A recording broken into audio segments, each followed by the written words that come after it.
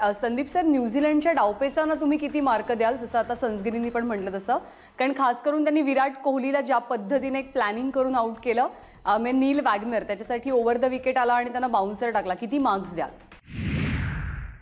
ज्ञानदा, मी म्हणेन की विराटला जाळ्यात पकडलं.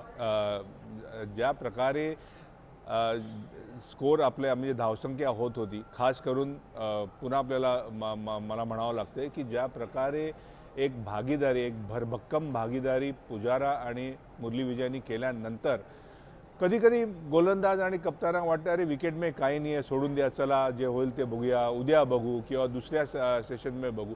पण जो प्रयत्न न्यूझीलंडच्या एकाच नव्हे तर सगळ्या गोलंदाजाचा राहिला आणि जी जिद्द त्यांनी दाखवली आणि त्या प्रयत्नाला जे फळ त्यांना मिळालं, खरंच कौतुक. म्हणजे वाहवा करावी वाटते की आपल्या भारतीय खेळपट्टीवर ज्या तऱ्हेने त्यांनी गोलंदाजी केली आणि एक नव्हे तर 3-4 फलंदाज आपले लागोपाठ आउट केले आणि जी एक सुस्थिती होती ती एकदम खराब स्थितीमध्ये आणून ठेवलं भारताला.